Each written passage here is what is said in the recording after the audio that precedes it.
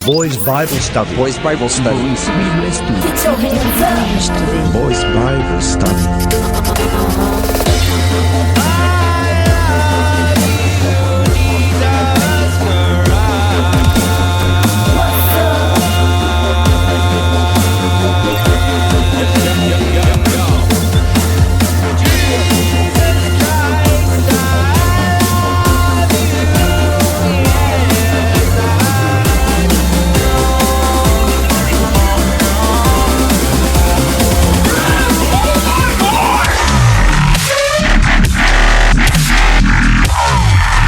And some department stores even tell employees to avoid saying Merry Christmas. If you be doing something you know God would frown upon, something morally. Yeah. I mean, nothing outside of like the, really strict original scripture type of stuff like sex before marriage and that sort of thing, but... So you're having sex before marriage? All the time, yeah. And what about you? Looking at porn? For sure. Have you ever used God's name in vain? Yeah. For sure. And what about you? Yeah, definitely. And you? Always. So here's a quick summation of your court case on Judgment Day. Guys, you've told me you're a lying, thieving, blasphemous, fornicating, adulterous at heart. Oh, you see, yeah? And you have to face God on Judgment Day. If he judges you by those 10 commandments, you're going to be innocent or guilty. Wow. I'd be guilty. I'd be guilty, but I don't believe in God, so... It doesn't change anything. If someone doesn't believe in the judge and he gives you the electric chair, saying I don't believe in the electric chair doesn't change reality. Right, because you can still get the electric chair at the end right. of the day. So if you're guilty on Judgment Day, would you go to heaven or hell? If I'm guilty, I'd be going to hell. I'd be going to hell as well. That breaks my heart. I love both of you. I don't want you to go to hell. You can't see tears in my eyes, but I've got tears in my voice. I really care about you. I have had people fuck with me in their cars while I am riding my bicycle, and it's just like, what do you want? It happened once or twice, but still, it's just like you're just subhuman the second you get on a bicycle and go on the street with a car. I did find it very neighborhood to neighborhood riding my bike in Los Angeles for how absolutely interaction went. Yeah. It's just a third of people are drunk driving, no matter what time of the day it is. Yeah, right. And then the other third is just looking at their phone the whole time. And then the final third is looking at their phone and trying to go as fast as possible. Yeah. And then half of those people are drunk or high. Right. Right. So basically you get on your bicycle and you enter Death Race 2000. And if you die, then the person who runs you over gets a fucking key to the city. Yeah.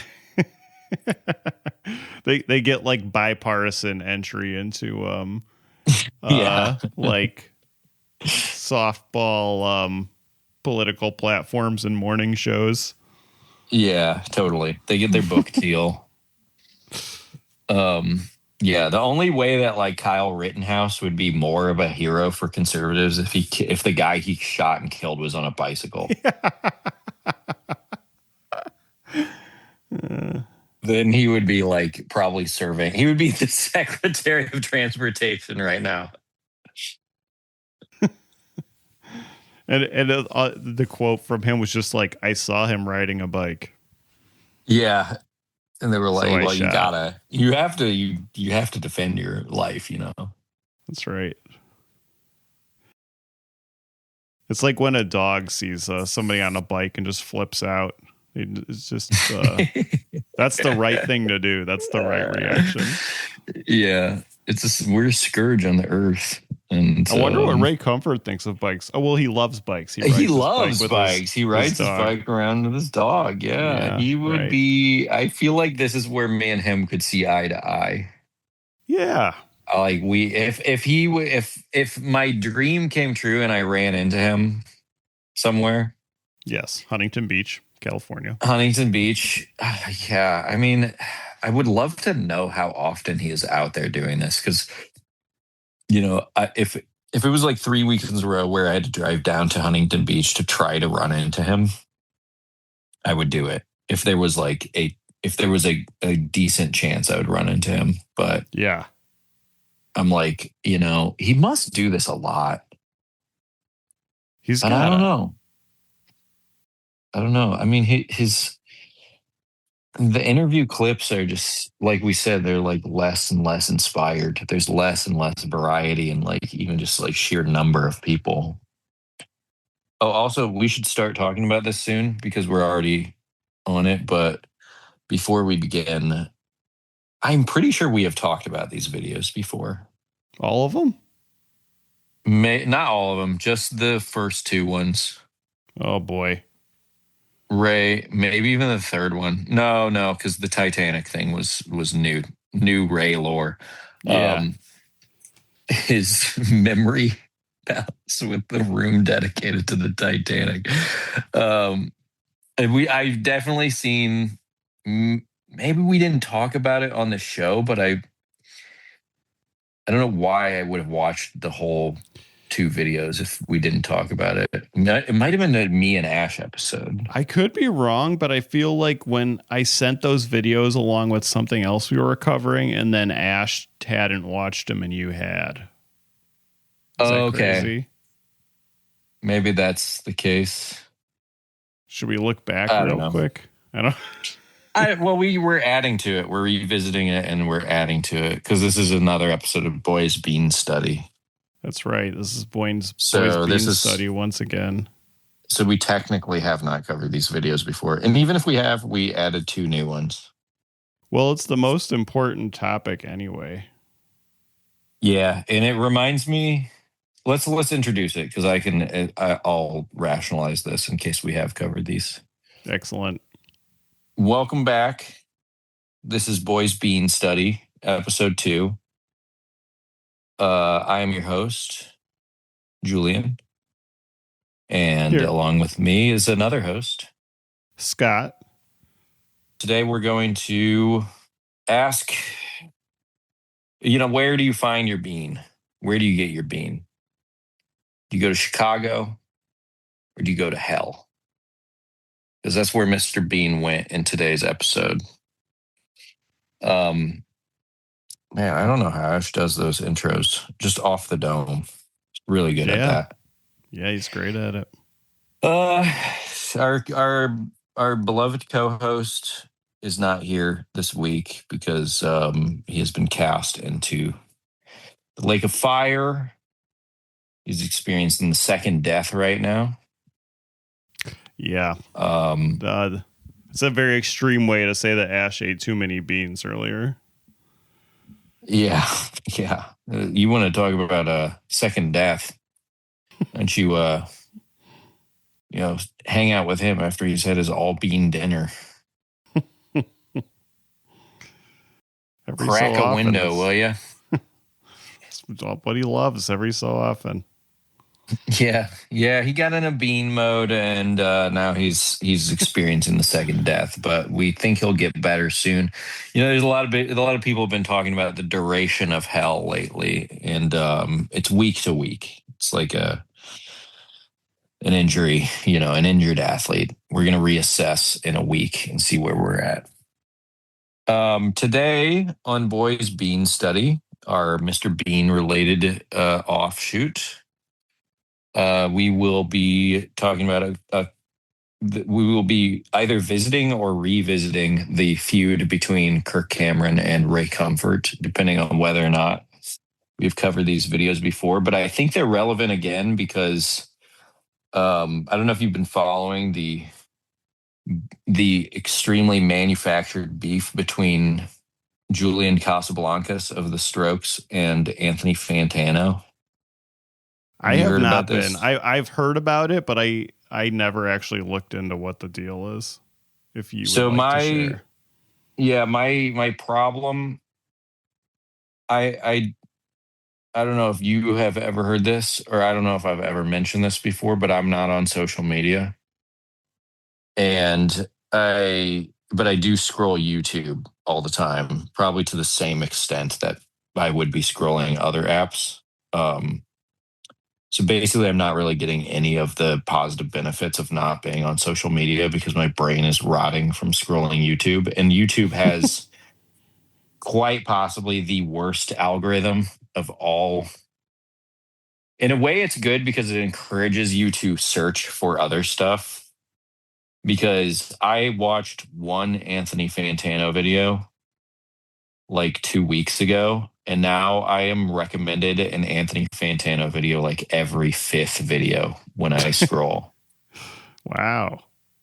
YouTube's algorithm is really great because it's like if you watch one video on a subject that you are curious about, whether or not you even like God help you if you watch a video ironically, because YouTube will just be like, well, that's the only thing you want to watch ever again.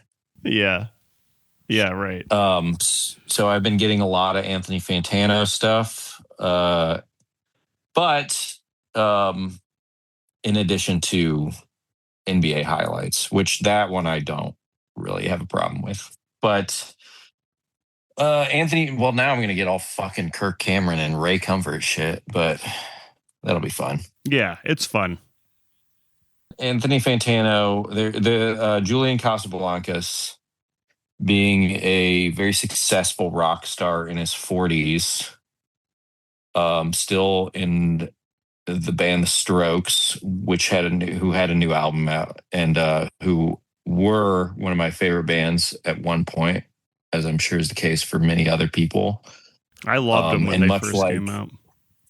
Yeah, much like my favorite show, The Simpsons. It's kind of hard to say you're a Strokes fan or even a fan of The Simpsons because the Strokes have been bad for, I think, twice as long as they have been a good band. So they had a new album come out, and it's pretty bad, as you might expect. Oh, nuts. Yeah, I know. If we were hoping for the return to form, it's not there. But Julian Casablancas has a single lyric on one song on this album that calls out Anthony Fantano as like not knowing anything about art, which is fine. I mean, I don't even like Anthony Fantano. But I never thought of him as somebody who was like technically minded and not like artistically minded. Yeah. And it's like I found, as much as obnoxious as he is I don't want to say obnoxious, as insufferable as he can be a lot of the time, like he does have pretty good taste in music. He's just a pretentious music guy. And he respects a lot of like indie bands and stuff, and like independent artists and shit. Or at least he used to. I don't know. I don't know what he does these days. But it was just a weird dig. And then he just did a video that is like exposing that the Strokes PR agency is like reaching out to other YouTube music influencers and offering them literally $500 to make videos to talk about the controversial beef between the Strokes and Anthony Fantano. And they're saying like, we will pay you if you make a video as long as you don't say anything bad about the Strokes and don't say anything good about Anthony Fantano. But just like, you can just comment on the beef and just say how crazy it is and like what it means for like music right now or whatever. Yeah. But just as long as you don't show any bias towards Anthony Fantano or against the Strokes. They're asking way too much there. You can ask the bloggers for $500, the vloggers, whatever. You can ask the reviewers to talk about the beef for $500. That makes sense in your strategy. Then further asking to paint one in a good light and not paint the other in a good light is not understanding the benefit of beef. Yeah, exactly. It's like, it's just so fake and like, and it's like, where is the beef? It's very one-sided. This all started because I watched the first Anthony Fantano video I watched was about this lyric where he was just like, I don't understand why he hates me so much. Like, he gave a bad review to like a couple of their albums or something, which it's like, I guess that's what upset him. But it's like Julian Casablancas is like a multi-millionaire probably. Yeah. And I mean, he was already like a trust fund kid. Yeah. And so it's like, it just seems a little weird that he is calling out a guy like Anthony Fantano. And anyways, this beef between these two seems very similar to, well, maybe not similar at all, but it is a beef. And we decided to revisit the beef between Kirk Cameron and Ray Comfort regarding hell, which we'll go more into why we specifically are focusing on hell in our last video with our namesake, Mr. Bean. But why don't we talk a little bit about why Kirk and Ray split up? Yeah. Because Ray Comfort is officially no longer, and we have to say Ray Comfort fired Kirk Cameron. He says that in the first video that we watched, titled. Wait, though, did he say he fired him? The first video was called "Addressing Kirk Cameron's New Thoughts on Hell." He threw him into the lake of fire. He said, "No, he didn't say I fired him."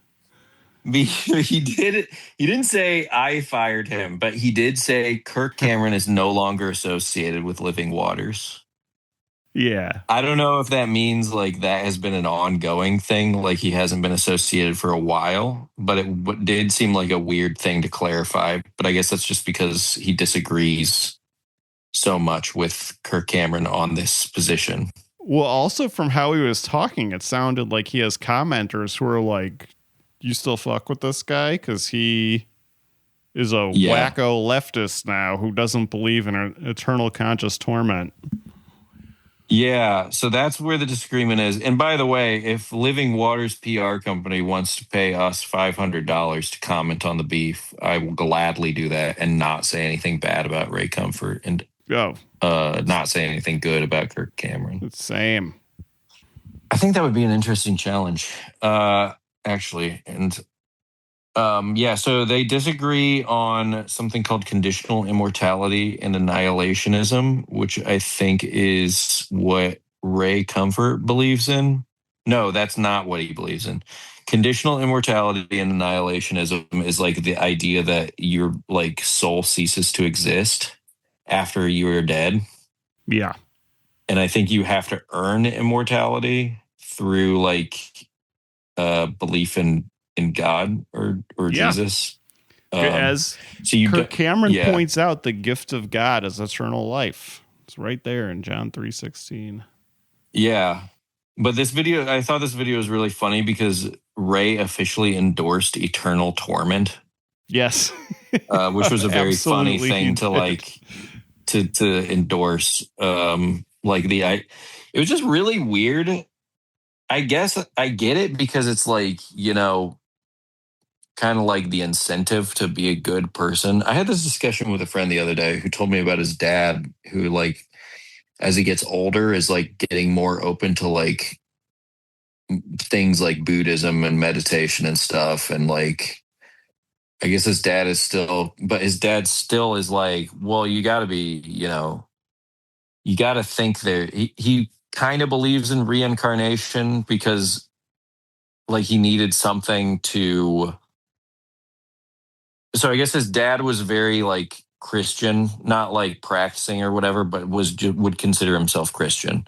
Mm-hmm. And like, if you're a bad person, you go to hell. And then as he's getting more into like other schools of thought, he's like starting to believe more in reincarnation. And he's like, well, you got to be a good person or you get reincarnated as like a fucking, as a termite or whatever. Mm-hmm. As opposed to like a mighty silverback gorilla or something. Sure. But it was just like his thinking, my friend told me, is that you just need something that makes you be a good person. And I guess for Ray, that idea is that like you are eternally tormented as a consequence of not believing in Jesus Christ as the Lord and Savior.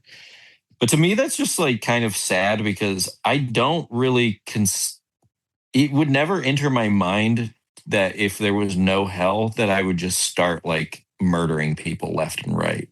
Yeah. Like maybe some people need that, but I don't. I would like to believe that generally people don't really need to like know that there's something bad, like a bad consequence to be a good person, or like a reward for being a good person. Maybe I'm being too generous in this thinking, but yeah, it was very funny. That is to say, it is very funny to hear him say like the official viewpoint of Ray Comfort and Living Waters is that you will burn in hell for all eternity. I know. It's like important to state, like, wild stuff. And it's kind of like, because the following video we watch is Kirk Cameron revisiting the fact that this has gone viral the last time he talked about this. And in their little world. And his viewpoint on that is like pretty reasonable, I thought. Like he's basically saying you're supposed to study the Bible. It says so in the Bible. And what is that video called? Well, let's talk a little bit. The reason I think I've at least seen this first video of it before. Was because of the documentary part. So this was a very short video. It was only like 12 minutes long, maybe even shorter. But and he's only talking about this stuff for like 3 minutes, where he's half of it. Giving he just had to officially state that we do not work with Kirk Cameron anymore, and we do believe in eternal torment. Officially endorsing the worst kind of hell. Some of you have been asking whether or not Living Waters holds this position, and whether or not Kirk still works with us in an official capacity. The answer is no. While we believe Kirk is sincere, we believe that conditional mortality and annihilationism are erroneous views, and that the Bible's clear teaching on hell is known as eternal conscious torment. And then the rest is his man on the street interviews, which there were a couple really funny moments. He asked a guy if he's ever stolen things, and the guy was like, yeah, just little things. And Ray Comfort says, little things like diamond rings? And the guy goes, yeah. Ever stolen something, even if it's small? Nothing major, but yeah. Just like little things like diamond rings and things like that? Yeah, sure. Which I was like, what? That's not a little thing. And then he was like talking to the skater dudes who were just like clowning on him the whole time. Yes. Straight up. And he gave them, you have a copy, right, of Scientific Facts in the Bible? Yeah. Yeah. And he gives it's one of Kirk's books, or one of Ray's books. He gives them a copy of scientific facts that in the Bible, or scientific facts that prove the Bible is real. And the guy goes, wow, it's got a dinosaur and Einstein on the cover, clearly making fun of Ray. Can I give you a book I've written? Yes. I would like a book. You'd like a book? Okay, let me get it. It's got 600,000 in print. Wow. It's called Scientific Facts in the Bible. Wow, it's dinosaur and Einstein on here. Oh. Cool. That was awesome. Yes. It's really funny. Interesting. No, I was just going to say, it's really funny when people like start out kind of giving him a hard time. And then you can tell the moment they're just tired of talking to him. So they start agreeing with everything he says. Yes. Either they start agreeing with everything it says because they're tired of talking to him and want to move it along. Or I feel like they genuinely start to appreciate his passion for a thing. I think that's something that happens with Ray too, because he like says it in his little accent. And he's got his little dog, and like I imagine it's like a little bit mesmerizing once you pay attention to him for a little while. Yeah, I mean he does. Whether or not you agree with him and his methods and his philosophy, he does seem sincerely concerned about people's souls. And I think he does like convey that. in a nice way, or at least a disarming way. Yeah. Because it is like, at the end of the day, he's not saying like, he's not doing like Westboro Baptist Church shit. Some of the stuff he says can be like offensive. Like it definitely like fucking, I can't even remember the name of the movie with the lesbian couple that dies in the elevator. Oh, crash. Audacity. Audacity. I mean, that is like one of the most homophobic movies we've ever watched. Might be the most homophobic movie we've ever watched. But like, I mean, at the end of it, like, he doesn't like tell people they're evil for doing this stuff. He's always just like, I am worried that you are going to burn in hell. And it does feel like it comes from a genuine place. I don't agree with him, but I do think that like kind of makes it exhausting to just be like fucking with him. And I mean, you know, I'm sure he cuts out all the people who are just like, fuck off, dude. I'm tired of talking to you. Well, that's what I was wondering with one of the later video 3. I guess we can get to that then. But one of the people he interviews, like, she straight up says, like, yeah, you can tell me that if I can tell you whatever. And then he's like, okay, sure. But we, of course, do not get to see what he has to say. That was awesome.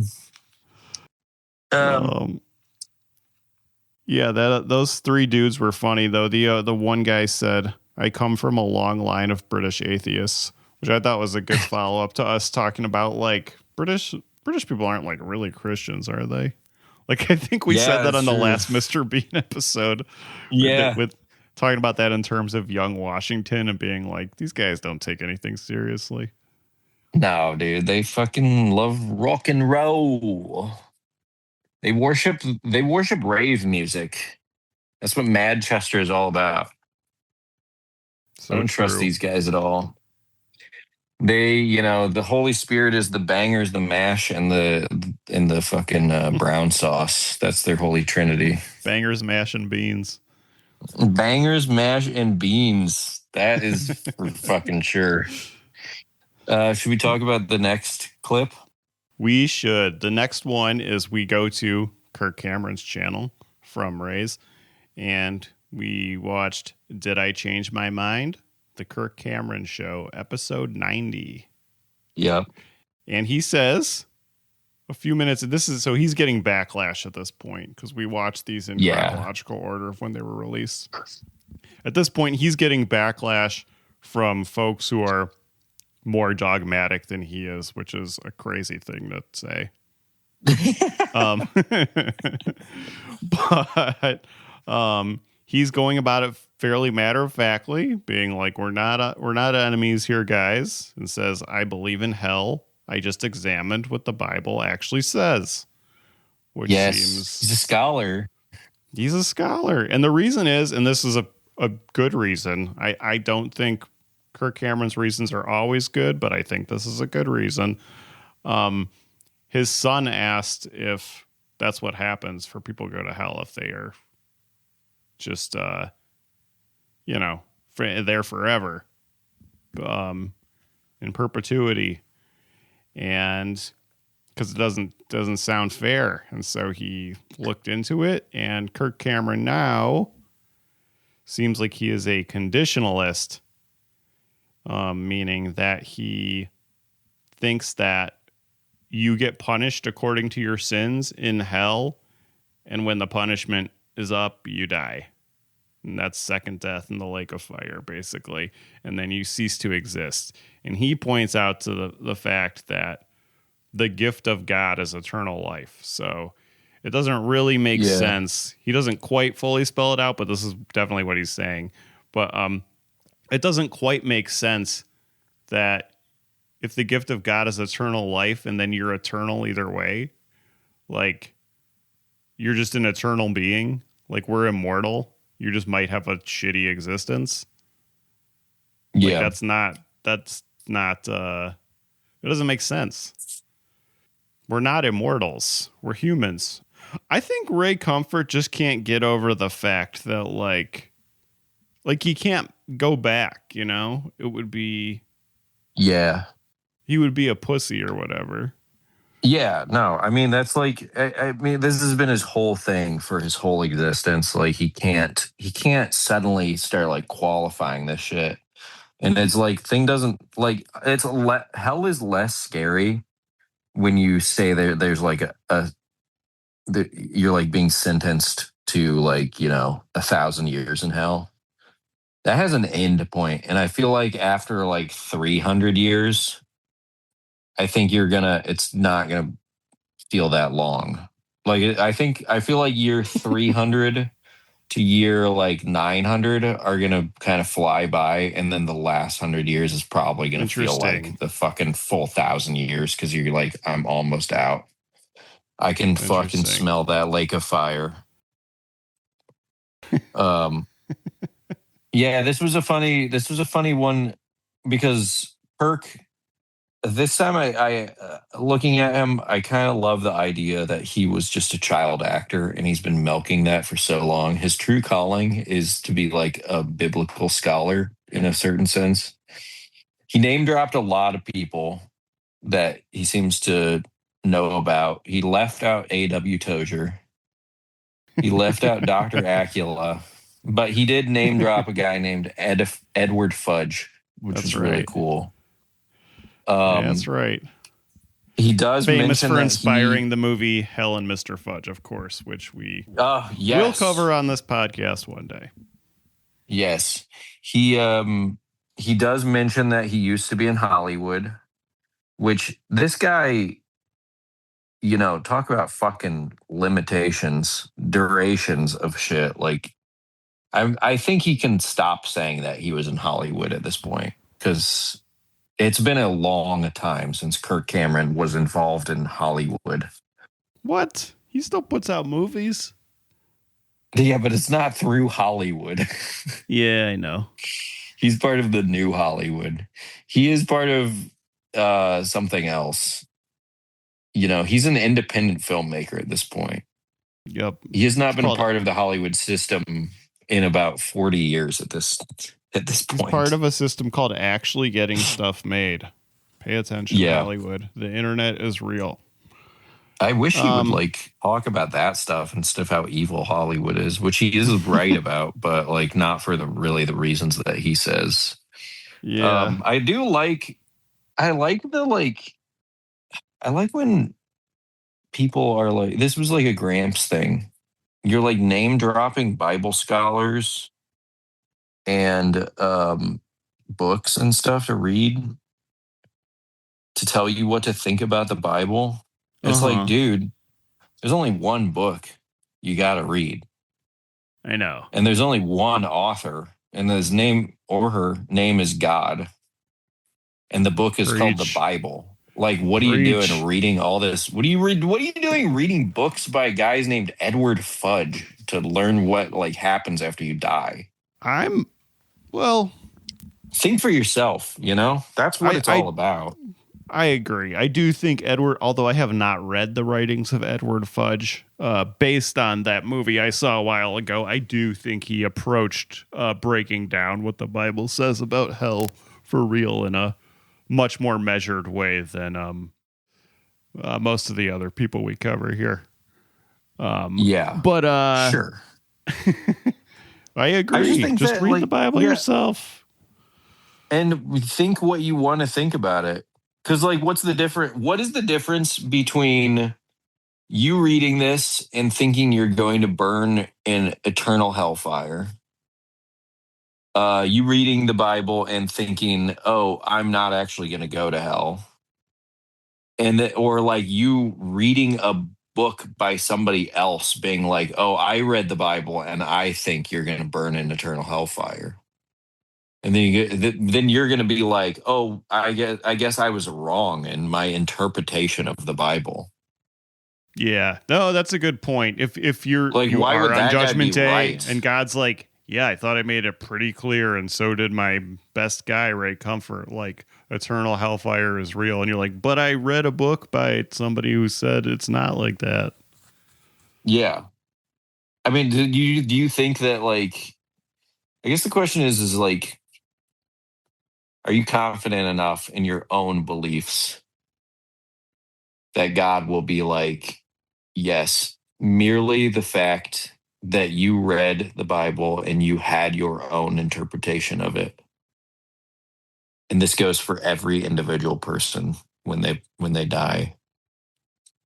Then God will be like, that is what that is correct. Oh, I like this take. So as long as you weren't swayed by outside noise, as long as you followed like your heart and mind and soul by solely focusing on the Bible, whatever your takeaway is, that's okay. I think so. And then God, if you're like, oh, but Edward Fudge said I was gonna burn in hell, then God is like, well, Yeah, he says you won't. I guess you gotta burn in hell now. Oh, wow. Dang. It's funny. All you had to do was just like think for yourself, and like you could have thought that like you're gonna burn in hell on your own, or you could have just been like, I don't think that's gonna happen. Wow. Of course, you still have the qualifiers of like, you shouldn't hurt other people, and if you do, you should feel bad about it. But I think it's enough to feel bad about it afterwards, like genuinely feel bad about it. Yeah. Okay. And I think it's enough to be like, you know what? I really don't think I should go to hell for that thing that I did. But, if you do something and you're like, oh, I'm going to burn in hell for this, you just sealed your fucking fate. Yeah. No, I think you have a good point about this. You have to like give it cuz in my head right now I'm thinking like, but what if the discourse is so common about something else? It's helpful to have a book that corrects that. And then it's like, well, that's why you don't listen to the discourse. You just read the Bible. Exactly. God doesn't want you to be a sheep. Yeah. He likes free thinkers like Jesus Christ. The freest thinker ever. Do you think Jesus would be on X or Blue Sky? Both. Or Threads? All of them. You think he would have like one of those things where it was like a PR team that just like managed each of his accounts? No, he would just be like messaging everywhere at once, and people would be like, oh, do you have like a team for that? And he's like, no. And like, how do you do it? And then he just like winks. Do you? Jesus, well, because I'm the father. Well, the father is in charge of Twitter. The Holy Spirit is in charge of X, or is in charge of Blue Sky, and the Son does Threads. There you go. I would love to see, like, similar to Kevin Durant, I want to see his like private group chats leaked, where he's like talking shit about all the apostles. I want to see what nicknames he has for all of them. You know how like KD calls Steph Curry light skin? Yeah. And what did he call Luka Doncic? The white European. I need to see that with like Jesus Christ. He would be talking about Judas, and he'd be like, me and James Harden didn't do anything, and then that guy acts like we shit in his cereal. his my favorite quote about Kyrie Irving. Anyways, it's funny. I think Kirk had a nice office. It looked like his situation had improved a lot since he had that Subway sandwich birthday party. Yes, that was quite a picture. A picture. I think he's doing good for himself. Seems comfortable. He's not overwhelmed by this harsh response from people who he can tell are just reacting. Back to talking about him being in Hollywood. He specifically says that in Hollywood he also shared the gospel on the streets with Ray Comfort for years. And I remember those videos. Yeah. And then he immediately follows that with, I wore a bulletproof vest so that I could share the gospel with children in libraries. It's like, what? Yeah, what libraries is he going to? Seriously. I don't think he's going to get shot by anybody. Like, No. That just doesn't happen. No. Well, we saw, what was that documentary we watched where the guys went to like the Buddhist temple and were just like harassing people? The Hindu temple, the recent one we watched. Yeah. That exploitation movie. I wonder what Ray thought of that movie. Yeah, where they were like, people will get killed here. And it's like, I feel like that's the same.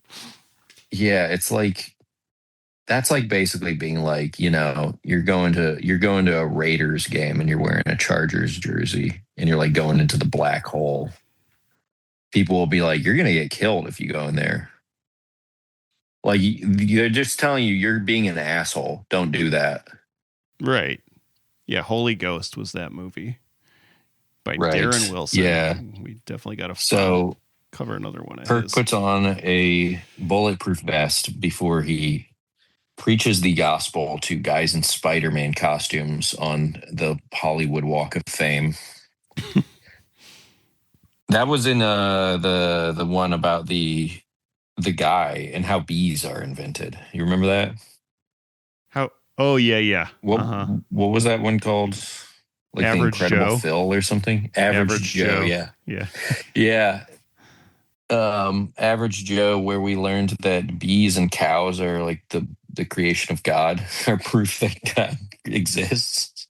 Yep. And that was a not so long ago full collab between Ray Comfort and Kirk Cameron. Yeah, that was awesome. I really liked that one. I wish they would do more shit. Like, I wish they would, put their differences aside and make another video like that. It's strange because it was so effective, or it's sad because that was so effective, and they're letting a little thing like whether or not you will be eternally tormented break them, like, come between them.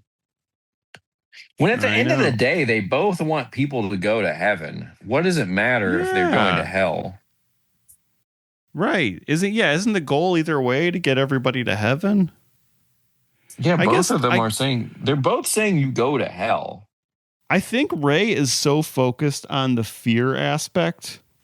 He's so focused on, this comes up in one of the following videos too.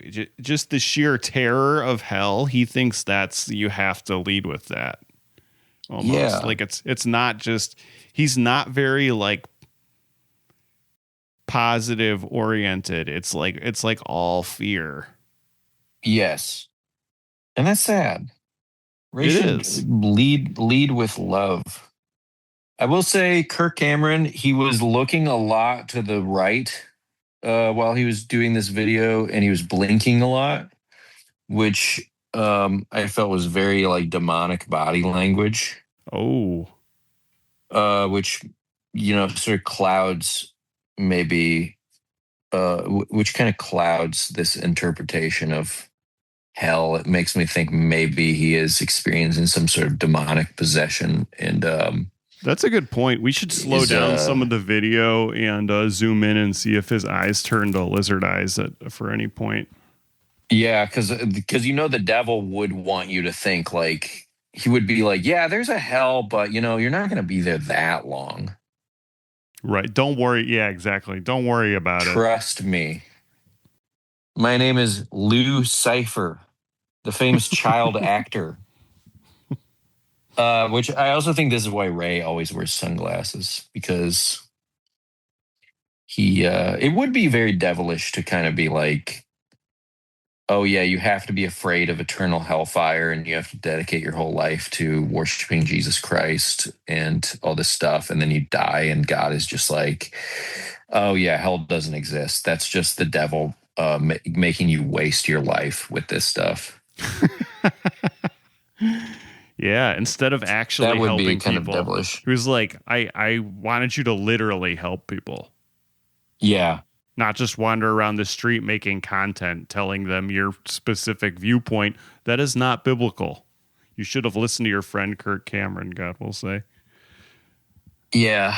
Should we talk about the next Ray Comfort video? So last part of this video, I wanted to say, Kirk ends it with saying, when questions are met with public shaming, the church should pause. And he says a little bit later that the type of faith he is focusing on doesn't fear honest questions. It grows stronger because of them, which I think is that's sound advice in general. Yeah. You know, a broken Anyway. clock is right twice a day. That's right. So the next video we did, we had to go back to Ray. And he says, these Yes. are all within a month of each other, these 3 videos. So the final one is, all this talk about hell made me realize something. And Ray almost starts off by saying, there's a special room in my mind that I visit daily.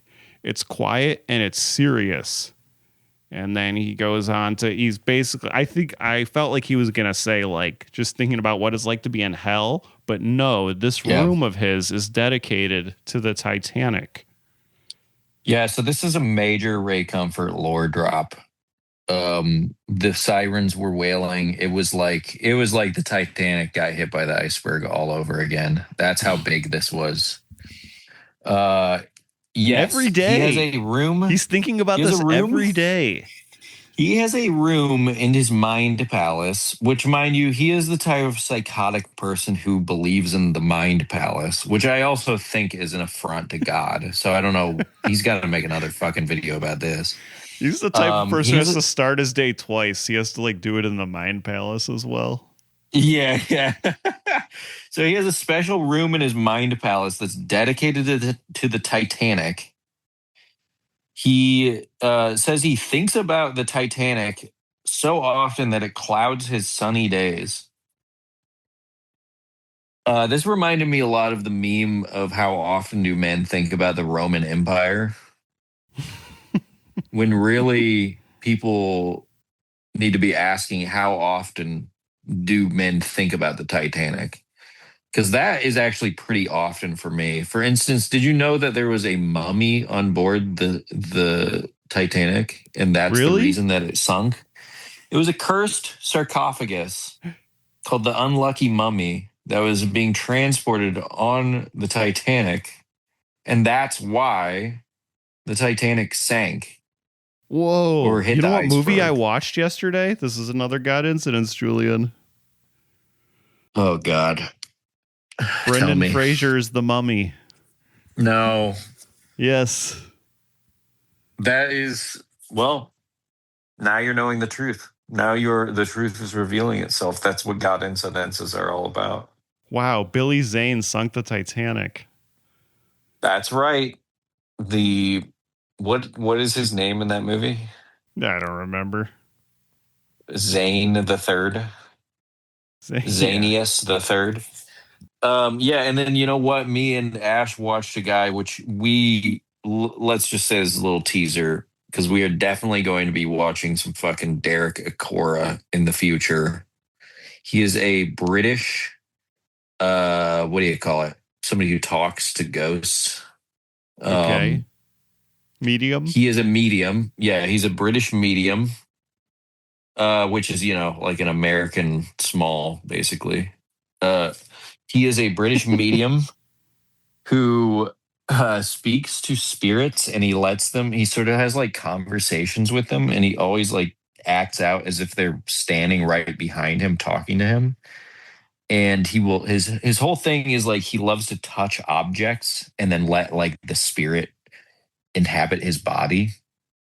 And they always have like Liverpool accents, no matter where in the world they're from. He has a show called Antiques Ghost Show, where he touches people's like family heirlooms and like talks about their like he basically gives people like this story of their like ancestors and stuff through this by talking to the spirits. Cool. And me and Ash watched a show on Tubi called Paranormal Egypt, where in one episode he goes and he touches the Sphinx and he gets possessed by like an evil ancient Egyptian. Whoa. And this is like a 60-year-old man. Was it who is, Imhotep? like- That was the name of the guy. And it wasn't played by Billy No. Zane. It was played by Arnold Vosloo, who looks like old Billy Zane. I was just Yeah, he convinced. really does. I thought for sure it was Billy Zane when you said that. Okay. Yeah, it's not. This guy Derek Akora, at a certain point in the show, he gets possessed by the the Sphinx. spirit of an ancient Egyptian. No, it's Wow. the guy who built the Sphinx. Who built, oh my God. That's crazy. And he's like an evil spirit. And he has to like call over his personal assistant to help him get out of this possession. And they're like, this happens a lot with Derek. He will get possessed by ancient spirits. Oh my God. Yeah. How'd they get him out? And the spirit. What do they do in that situation? I don't know. He kind of just like walked away and then collapsed. So I think maybe there is. See, he doesn't believe in the eternal torment of spiritual possession. He's kind of like A conditionalist. Yes, he is a conditional spirit, ancient Egyptian spirit possession believer. But that guy, we gotta do a fucking deep dive on this guy because he is awesome. He's like channeled Michael Jackson. Whoa. He channels these ancient Egyptians. He gets possessed multiple times. Several times he has been possessed. Julian, this is the type of thing we should cover with Donald James Parker. I would love Derek to hear. Akora? Yeah. Like if we're gonna watch something with him, be like, what's up with this guy? What do you do in this situation? That is a really good idea. I mean, I really want to know what he thinks about other stuff than like, yeah. Because he's probably expecting a debate, and instead we're just like, will you watch this episode of TV where a guy gets possessed by an ancient Egyptian? Yeah. And tell us what you think.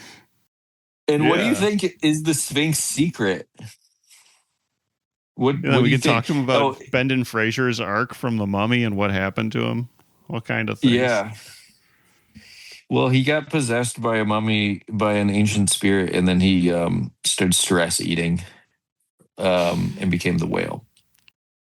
But there's a really funny part when the guy is possessed by the evil spirit where he starts like, he keeps doing this thing throughout the episode where he's like, the spirits are telling me that there's an underground part of the Sphinx. There's a big room under the Sphinx. He keeps talking about this secret chamber underneath the Sphinx that's huge. And then when he gets possessed, he starts like, he keeps pointing under the Sphinx. And then he starts touching like building blocks at the bottom of the Sphinx. And it's so obvious that he's like, thinks he's about to hit a secret switch and open a tunnel or something. Obviously nothing happens, but the guy just has a very active imagination. Man, that's awesome. Good for him. Yeah, you got to check out this guy, Derek Akora, future boys Bible study, current Julian Shine obsession. Man, that well, we have to. I look forward to looking into the psyche of this blessed man. Yeah, I mean, blessed or cursed. I mean, it seems kind of fucking. I thank God every day that he or she didn't make me a medium for fucking ancient Egyptians to possess me. Number one, if a fucking ancient Egyptian possessed me, I'd be fucking out there building a pyramid right now. He'd be like, hey, you get back to work. Yeah. Oh, yeah. That comes up in The Mummy. Because there's a guy, it's actually, I was going to say it's like a comedy bit, but literally everyone in that movie, I don't know how recently you've seen it, but literally actually, everyone a couple years ago in the movie, other than Brendan Fraser and The Mummy, who is not played by Billy Zane, is comic relief. Even like the main love interest, what's her name? She's mostly played for comedy. Yeah, that's like that was like the big deal with that movie, wasn't it? That it was like an action horror comedy movie. Kind of like me and Ash watched Army of Darkness the other day. It's kind of like a similar genre. Army of Darkness, I think, That's does true. it more like campy, like culty, but like The Mummy is like a silly movie. Yeah, no, totally. Yeah, so a priest type guy, not even a priest, some helper guy who's trying to get out of the mummy devouring him, goes through different necklaces for different religions, and when he gets to the Jewish star, the Star of David, he says something in Hebrew, and then the mummy all of a sudden is like, "Oh, the slave language. Maybe you could be useful to me." And he starts talking to him in Hebrew. It's really funny. Doesn't he become like his servant or something? Yeah, he becomes like his right hand, and then he gets a terrible fate, even though it's like the same as most of the people in the movie. Yeah. Getting devoured by bugs. That was an interesting thing watching that movie, since it's 1999 and is like this big budgeted spectacle type thing. There's so many scenes where there's just like tons of people, and it's obviously like a huge physical set. Like you like really think like, damn, a lot went into this. Like being there would be crazy in itself. And then they'll have like digital bugs that just look ridiculous. Like it looks like some kind of like simple app filter thing from now. Is it's like kind of surreal. Well, maybe that's how good our apps have gotten. Yeah. They've caught up to the effects of a major motion picture from the early 2000s. When did they come out? 99? 1999, the greatest year for movies. Wow. That is, some say.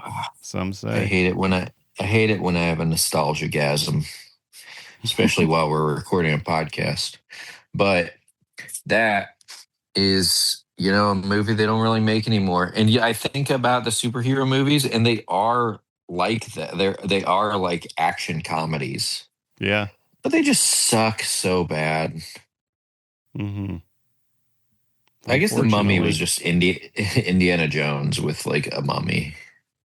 Yeah, totally. But like Brendan Fraser plays the role well. He's like suited for it. Like we're off the beaten path though. We got on this because we were talking about the guy who visited the Sphinx and then got possessed by an ancient Egyptian. And the reason we were talking about him is because Ray Comfort was talking about the Titanic, and specifically he ends up saying, remember, and there was a mummy on the Titanic, but specifically Ray Comfort was saying he always thinks about the Titanic and to remember the frightful pictures on the inside of your brain.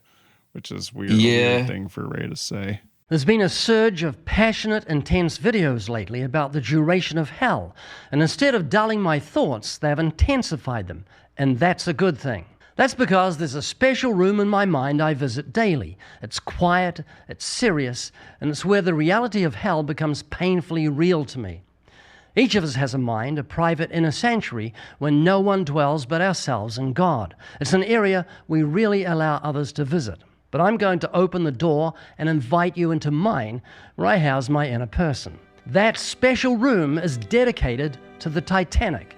On its walls hang paintings of lifeboats floating silently in freezing water, with the sobering sight of people outside of the boats slipping into an icy grave. He says he equates like the people in the water in the lifeboats as like they're in hell.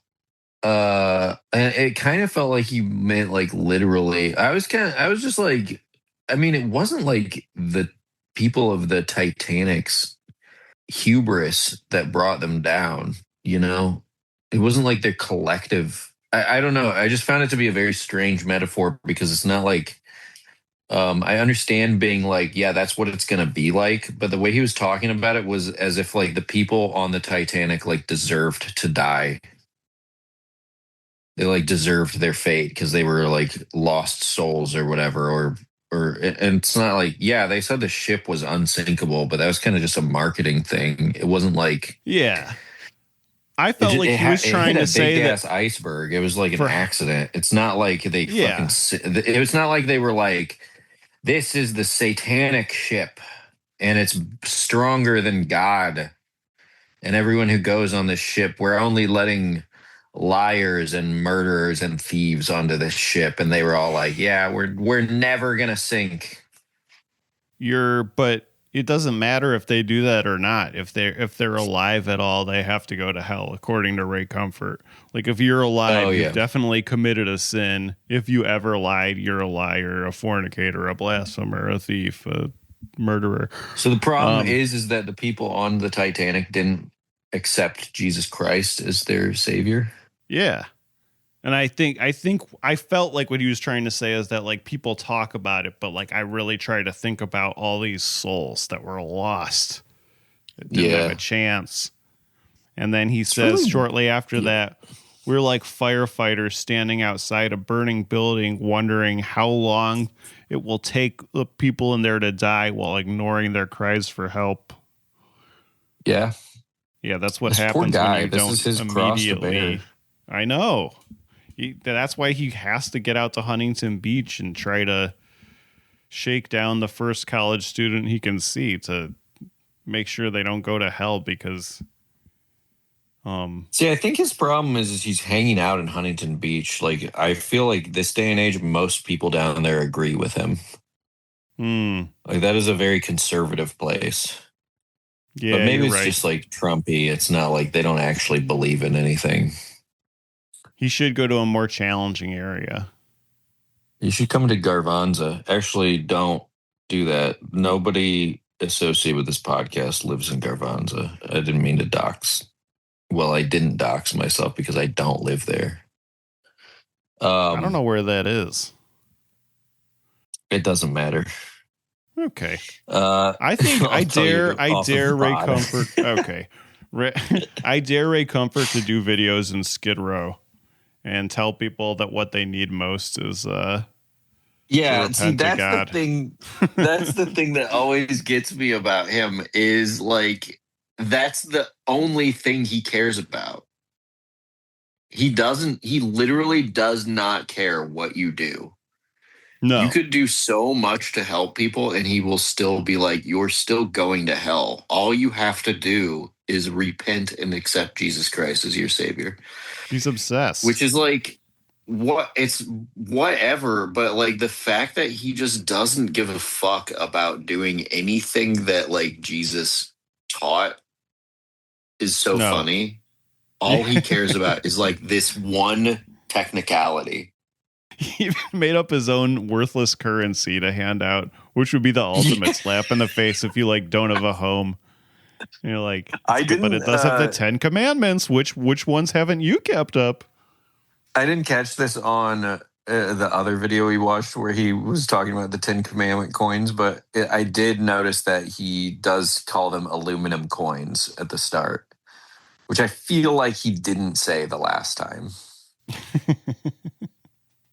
Which I found very amusing. It is really funny to hear him say, like, you can get these aluminum coins with the 10 commandments on them, and they're like all gold and silver. It's just really, really funny.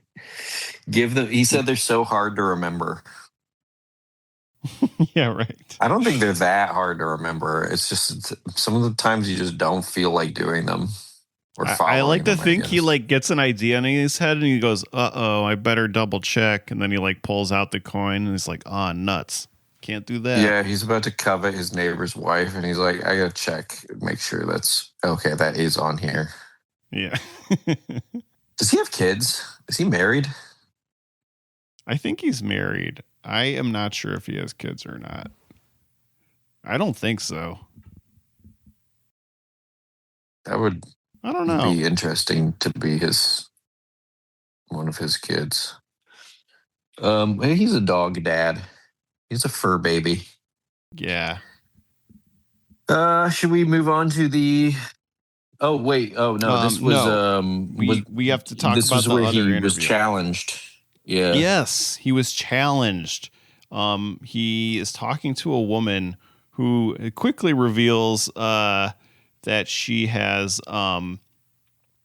two things I gleaned or like kind of assumed about her from her immediately talking is that she's sharp and she's a lesbian. I could be wrong, Yes. but it seemed like both those things are true, and that she's thought about things probably more than Ray thinks about things. And she lets him know that she used to be a Jehovah's Witness, and he's trying to like get her to agree to his usual stuff. And she's like, well, good luck convincing me. I was a Jehovah's Witness and they couldn't convince me. And then he asks if he can share his testimony. He's going off script a little bit here because he's got a tough challenge. And she says, sure, as long as I can give you my testimony. He's like, okay, great. And then foolishly, in my mind at that moment, I was like, ooh, we'll get to see what she says back to Ray. No, we won't. No. Ray is the one editing these. It looks like I'm going to have a tough time, so I'm going to share my testimony with you just for a moment and then see what you think of it. Can you handle that, or you just want me to go away? You can share your testimony, but only if I can share mine. Yeah, sure, that'd be great. And then he's giving his usual spiel after this, and then she says that he's giving a contradictory statement. And again, we do not get to see what her full explanation is after he goes to his usual spiel again. It is annoying because she literally tells him she thinks about suicide every day, because he's like, do you ever worry about death? And she's like, I think about killing myself every day. Yeah. And it was sad. Yeah, it was. Like this is like somebody who like was ready to have a real conversation with him, because she's like, yeah, I do think about heavy stuff like that all the fucking time. And he was like, have you ever lied before or whatever? And then it's like, are you listening to me at all? I feel like he kind of met his match with that lady. And we'll never get to see the other side. We'll never get to see the part where he loses this encounter. Exactly. Or she says something devastating and he's just like, I'm sorry, I'll pray for you. Yeah. I mean, he kind of got that way towards the end. It felt like he was just like trying to be like, not really compassionate, but just kind of like, oh, at one point he was like, oh, you shouldn't, don't, he said, don't throw the baby out with the bathwater, when she was talking about her like religious trauma. Yep. And how it's made her like, giving her like suicidal ideation and stuff. Yeah. Ray. Georgia. Sweet Georgia. The sweet You're baby Jesus. Hell. Don't throw the sweet baby Jesus out with that filthy Jehovah's Witness bathwater. Yeah. Should we move on to the reason why we're on the Boys Bean study? The reason we're on the Boys Bean study is because, listeners, you may have remembered Julian and I recently talked about Mr. Bean because Ray Comfort was talking about Mr. Bean for some reason. And yeah, he has his new fixation is Mr. Bean. Yeah, I feel like he saw like some Pablo Torre episodes, and he's like, I'm gonna take down Mr. Bean. He was trying to do like a 13-part Pulitzer Prize winning takedown of Rowan Atkinson. I do like this era of Ray Comfort where he is clearly just random, like idly scrolling the internet, and then like this stuff pops up in his feed, and he's like, oh, I got to do a video about this. Yeah. Like, for some reason, he has been watching a Rowan Atkinson like live comedy special, multiple ones, because this one seemed way more recent than the last one. By Rowan Atkinson's Salt and Pepper Hair. Also, okay, this one is interesting because it is called Mr. Bean. The thumbnail says Mr. Bean Goes to Hell, but the video is called Mr. Bean's Amazing Skill. The video is called Mr. Bean's Amazing, all caps, skit on hell. And then it's cut off of my phone. He got some things right. Is that what it says? Yeah. Yeah. So this is an interesting turn of events in that he likes Mr. Bean in this video. He agrees with what he's saying, which he found him to be very blasphemous the last time around. And he also seems to think that Rowan Atkinson's name is Mr. Bean. Because he never refers to him as Rowan Atkinson, the man who plays Mr. Bean. No, he did. Mind you, he does say Rowan Atkinson. He does? Yeah, towards the end at least. Oh shit! I'm sorry, I totally missed that. He just kept referring to him as Mr. Bean at the start. That I kind of was just like, does this guy think that like the guy's name is Mr. Bean? Because he's not playing. Maybe I'm just. No, unfortunately, he does say Rowan Atkinson at some point. Ah, it would fuck. be way better if this is only where called him Mr. Bean. Because I believe I'm officially endorsing conditional Mr. Bean, in that I recognize that Mr. Bean is not eternal, that Rowan Atkinson is not eternally Mr. Bean. Okay. Like in these skits, he is not playing Mr. Bean. He's talking like a totally normal person. He's playing a different character. Well, whereas it felt like Ray Comfort seems to think that he is always Mr. Bean. He believes in an eternal conscious being, as do yes. I. Oh, really? As do I. Do you think that he's always Mr. Bean? Yeah. And I think Mr. he just has Bean to playing characters? use the Rowan Atkinson name in public so that he can like have a bank account or whatever. That's what Ash has been on. He's been on the Rowan Atkinson diet. He's only eating beans. That's right. That has to have been a joke that's been made. Honestly, it's probably a joke made by Ash the last time we talked about Mr. Bean. Probably. For early on into this, Ray drops 1 Corinthians 6, 9, and 10, which is neither fornicators, nor homosexuals, nor sodomites, nor thieves will inherit the kingdom of God. Because this amazing skit by Mr. Bean starts off with him with a hell backdrop. He has little red horns on his head. And he says, like, well, here you are. You're in hell. Yeah. And you're going to be burning forever. And then he's just jokingly listing off some ways that people get into hell. And then Ray, and everybody's laughing, of course.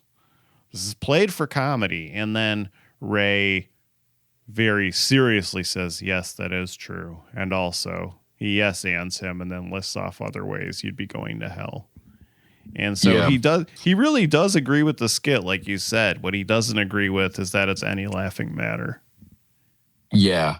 He says Mr. Bean is surprisingly insightful about Mormons, Catholics, Muslims, and countless other religions. And that just because he says people who work hard to get into heaven. And he points out like Jehovah's Witnesses as well, which is interesting. Yeah. Ray, I like that Ray hates everybody. It's Ray versus the world. I do respect that he is the type of guy who is like, no, you have to believe in exactly what I believe or you're not getting into heaven. Yeah. In fact, you're going to hell. Yes. And even if you joke about this shit, you're going to hell. Yes. And Mr. Bean makes a joke about how, and everybody who watched Life of Brian, the Monty Python movie, went to hell just for having watched it. And then he says, turns out God can't take a joke. And then Ray Comfort takes that really seriously, of course. But then he actually shows a clip from the crucifixion scene at the end of Life of Brian. Which, like, is, like, so, like, blasphemous with a capital B in the way the church says it is. That is so funny. All of them singing on the crosses at the end. It's so silly. It was such a silly thing. And everyone who saw Monty Python's Life of Brian. I'm sorry, turns out God can't take a joke after all. The life of Brian makes a joke of the dying of Jesus on the cross, and there's nothing humorous about that. It is profoundly blasphemous. Always look on the bright side of life. Why did he clip it in? Because he needed the world to know. I'm surprised he didn't like censor it. Yeah. Yeah, it was basically the equivalent Like, of the bleep it other out. clip of him with the servants talking about Jesus turning water to wine when he completely censored out that line. And it was just like, what did he say? It was kind of the same as that. And they said unto the Lord,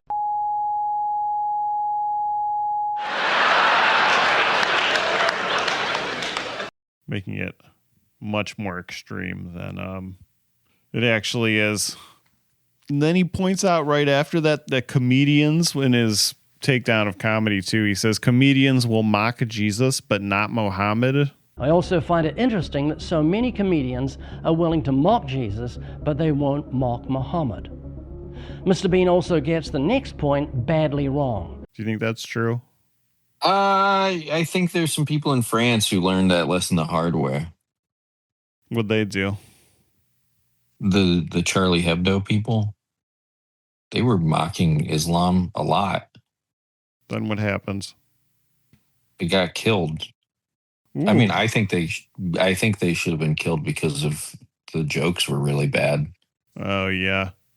But like, religion beside, like putting that stuff aside, I just thought that like the comics were just really in poor taste, and somebody had to put a stop to it. Wait, what did he say? He said that comedians will mock Christianity before they mock Islam. Yeah, he says they'll mock Jesus but not Muhammad. He's just I don't think pointing that's that out. true. No, I don't there's think like so. literally like a very popular South Park episode all about it. What planet does this guy live on? Huntington Beach. I know I said Planet I like Hollywood, him. baby. Huntington Beach is Planet Hollywood. You know what it reminds me of?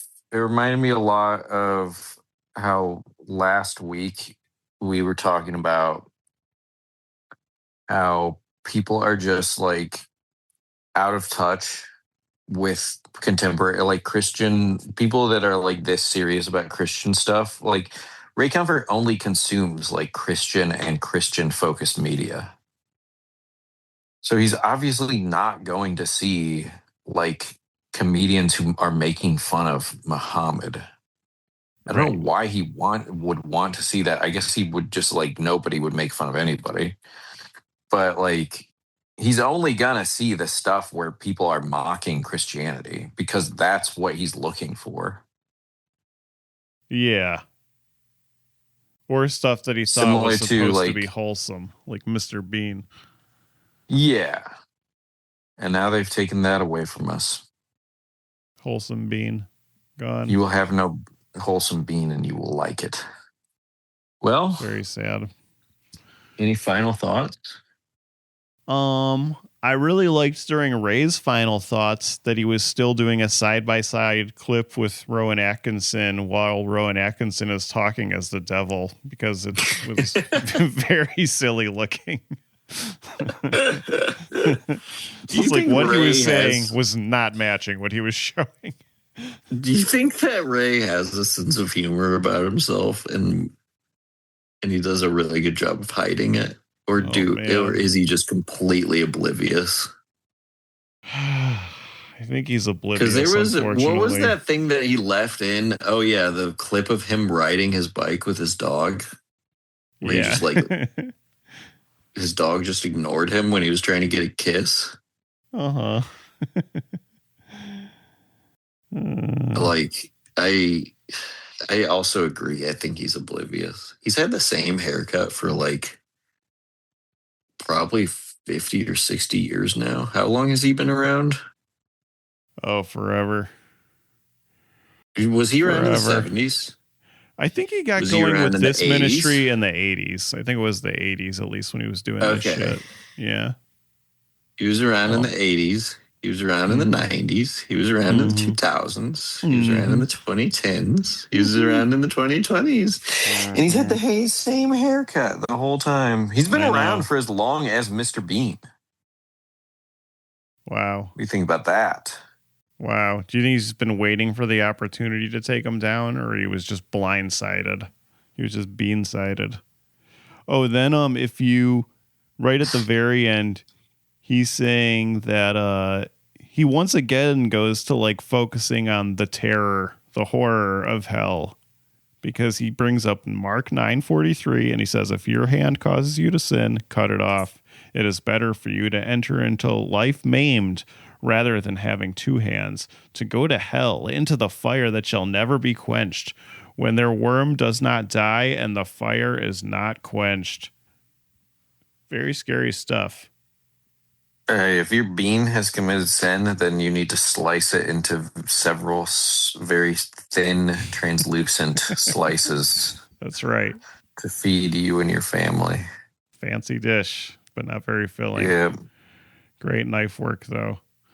I think this verse being cited as hell being like eternal for a person isn't really makes sense, because it says into the fire that shall never be quenched, where the worm does not die and the fire is not quenched. That's like, okay, so hell is a sturdy infrastructure. That doesn't mean a person is burning forever. It means the fire of hell is.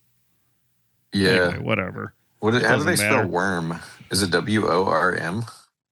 Yeah, on this, but I've seen it WYRM and other things. Oh, because a worm with a Y is like a dragon.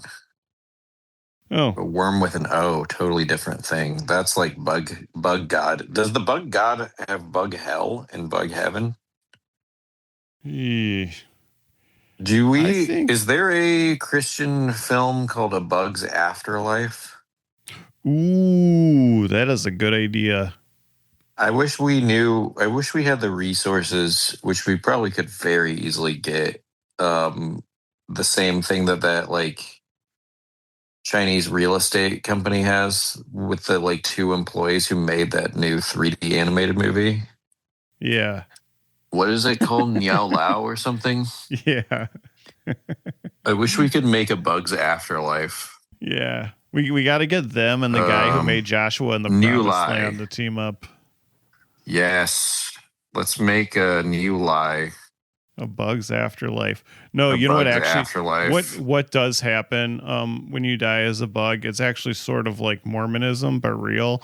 Like you can basically be the queen of a colony.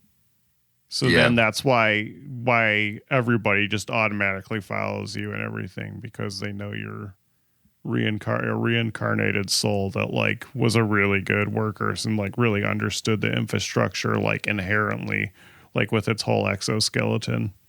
So that's what happens. There is no bug hell now. Man, the Christian Ray Comfort is in shambles. See, Ray Comfort would his mind wouldn't be able to handle the bug god concept and just the intricacy of working together to get something done. He's just a disruptor. He's like an ant walking off the line and going in and out and being like, "Did you hear about this? Did you hear about this?" And they're like, "Can you like pick up a leaf and get to stepping?" Anyway. But he's scared. He's too scared of hell. And he wants us to feel that same fear. Yeah. He's scared of getting stepped on by a giant shoe. The bug Ray Comfort. Well, shall we rate? Yes. We should. Yeah.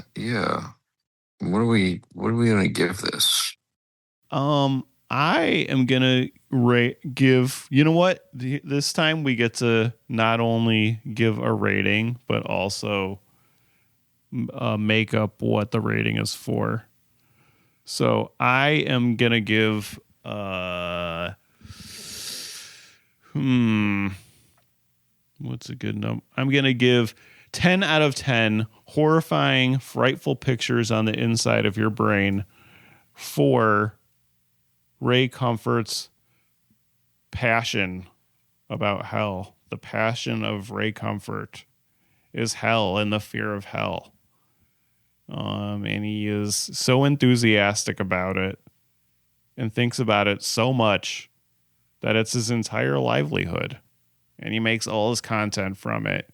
And he goes around asking strangers week after week, do you think about hell enough? Because I think about it all the time. Perfect score. Yeah. I'm going to give it 2 out of 2 Olympic class ocean liners, the Titanic and the Olympic, because a lot of people don't know this, but there was a second Titanic that is the focus of a lot of conspiracy theories.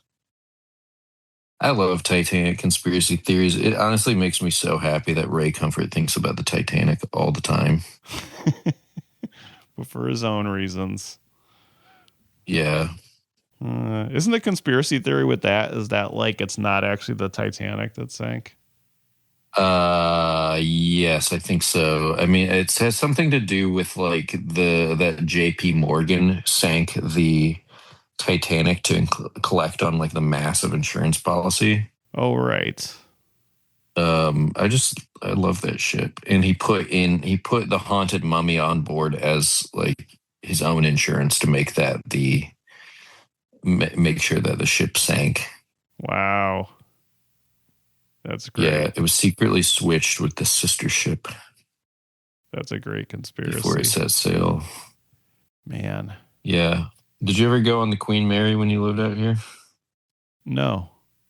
It's awesome. If you like haunted ships and stuff, it's a lot of fun. Cool. Where is it? Where is that? Yeah. The Queen Mary? Yeah. It's in Long Beach. And there's a submarine. There's like an old decaying submarine right next to it that's just sitting there that has been at the center of a legal battle for like 20 years over who actually owns it and is responsible for moving it. Whoa. And apparently it is full of raccoons. That's great. Isn't that awesome? Yeah. So just as interesting as the Queen Mary is the fucking decrepit submarine right next to it. You can see both. You can't go on the submarine. You can't do anything with the submarine. It's just there. And no one will take responsibility for it. So it's just sitting there. It is all rusted over and falling apart. And there's raccoons living inside of it. That's amazing. And there's a spot in the Queen Mary where you can see the propeller underwater. You like go down and you go in this area where you can see part of the ship underwater. And like, I have whatever that thing is where like giant stuff underwater freaks me the fuck out. And it's like straight up, I felt like I was going to faint looking at it. Wow. It's freaky as hell, dude. Cool. They shouldn't be putting big shit under there. No, that was hell to me. That is what hell was. There you go. I have a special room in my mind palace where I think about the propeller of the Queen Mary. Every day. It clouds my sunny days. All right. Well, you want to give the spiel because I don't have it in front of me. Was this a patron episode or no? If it was, then thanks for subscribing to the Patreon. And if it's not, then this is the quality of stuff you'll get on the Patreon. That's right. That's right. Which is why you should sign up. And thanks so much to our Patreon subscribers. If you subscribe at the $20 tier, Scott will send you a DVD, a handcrafted, possibly bootleg DVD. Yes. That is allegedly of a movie that we have watched, a curated DVD of one of our fine films. I can neither confirm nor deny if these movies, if that is what is on these DVDs. But you should find out for yourself and buy one. Great. Or sign up for the thing so you get the subscription service. It's kind of like when you sign up for like a record delivery thing and they send you records in the mail. Remember that from like 20 years before we were born? Thank you all so much for listening. And on that note, peace be with you. And also with you. See, I psyched you out. I said I was going to do Ray Comfort, and I did Ronald Reagan again. Classic. Forgive me, Father, for I have sinned. I feel your love in me, it's coming from within. Oh my God, my devotion is so unwavering. Divine emotions when you enter me. Every day you take